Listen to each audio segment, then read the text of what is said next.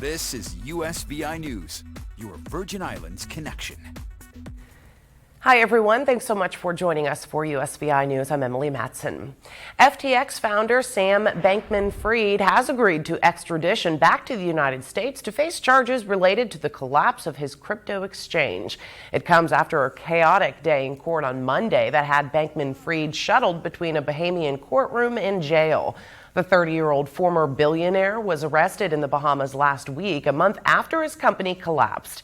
He's accused of misappropriating billions of dollars deposited in FTX, which collapsed last month. He's charged federally with fraud, money laundering, and campaign finance offenses. Bahamian officials said the paperwork has been filed. Bankman-Fried flew to the United States Wednesday. His lawyers had previously said they would fight the extradition, which again, they have not. He waived extradition and is on his way back to the U.S. With an entire fleet of vehicles, the Virgin Islands Police Department is making sure people are properly trained to maintain them. Several VIPD motor pool technicians successfully completed Ford fleet training, allowing the department to maintain the department's vehicles instead of taking them elsewhere for repair. The technicians and mechanics of the VIPD recently completed various training to ensure that the vehicles are running up to industry standards. Everybody passed the course. The goal of this Ford fleet training, is to give the fleet technicians and mechanics the skills, knowledge, and competencies to diagnose and repair the Ford vehicle currently used in the department's motor pool. If you want help getting into the holiday spirit, all you have to do is head to the waterfront in St. Thomas. That's because it's all lit up with holiday spirit as the sun sets. Veterans Drive comes alive right now with thousands of twinkling lights. Nearly 200 palm trees along the road are all decked out in holiday lights for the second annual Deck the Palms. The waterfront spectacle is a gift to the community from Government House and Oriental Bank, who engineered and funded this beautiful light display. As we hit midweek, active COVID-19 cases remain a bit high in the territory. According to the latest numbers from the Virgin Islands Department of Health, there are 60 active COVID cases territory-wide, with 29 on St. Croix, 30 active cases on St. Thomas, and still just one active case on St. John. The health department says the flu and RSV are also circulating throughout the territory, so they're urging you to get a COVID and flu vaccination if you haven't already, and do not gather for the holidays with loved ones if you are not feeling well.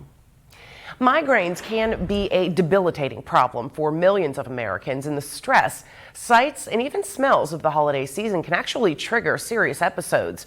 Bradley Blackburn has more on what can happen and how treatment can help.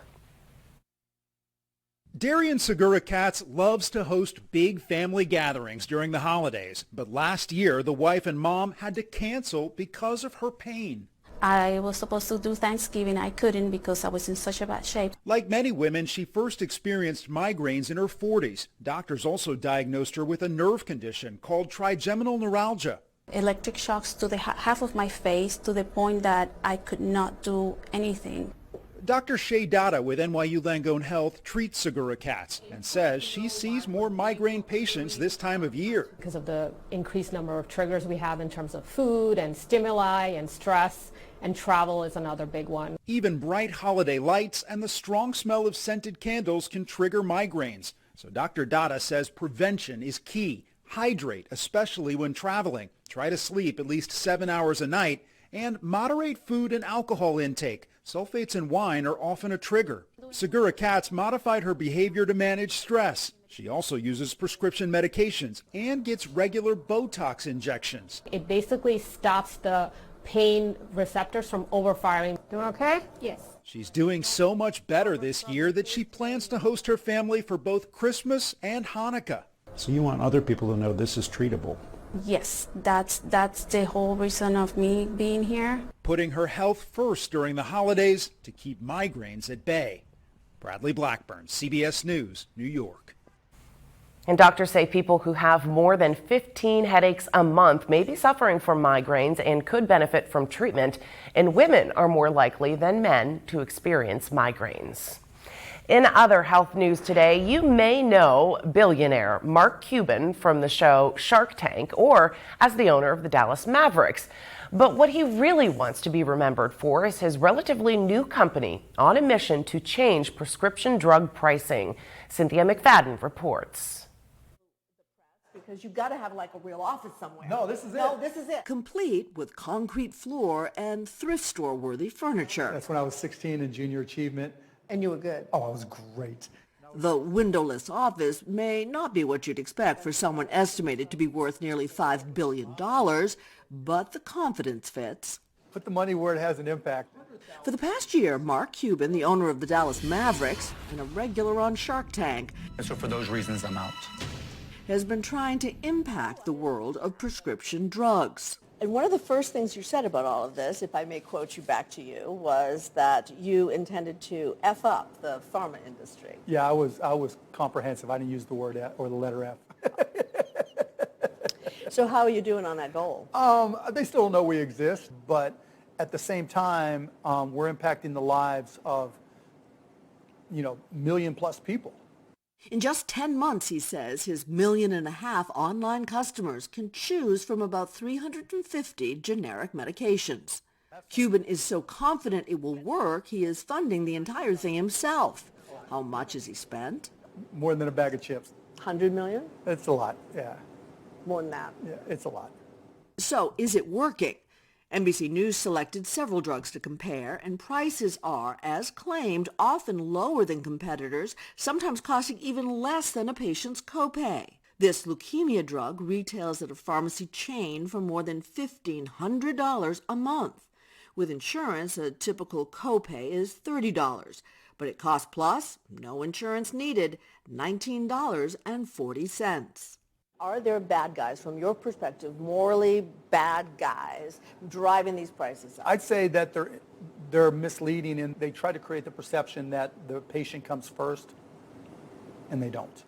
He says he's able to offer lower prices by bypassing insurers and middlemen, and even plans to make some medications in his own facility. And he says transparency is key. On his bills, customers see what Cost Plus paid for the medication, along with a 15% markup, a $3 pharmacy fee, and a $5 shipping fee. The concept is very simple. We want to be the low-cost provider of any medication we're legally able to sell. We're a lean, mean medication-selling machine. Cuban says he's not making money yet, but says, for now, that's okay.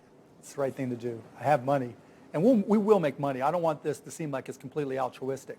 It will be profitable. So to the cynical out there, this is a great way to suck people in, and then you raise the price. No, it's a great way to suck people in, and where we can, lower the price. And hopefully they tell all their friends. That is just what Christina Costa did. Her Instagram video now pinned to Cuban's feed.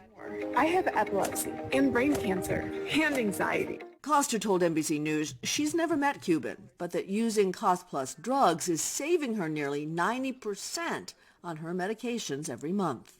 This is the only company, the Mark Cuban Cost Plus Drugs company, is the only company I've ever put my name on, because this is what I want my kids to be proud of me for. To that end, he says he will not be satisfied until he's able to lower the price of insulin and a host of other life-saving medications.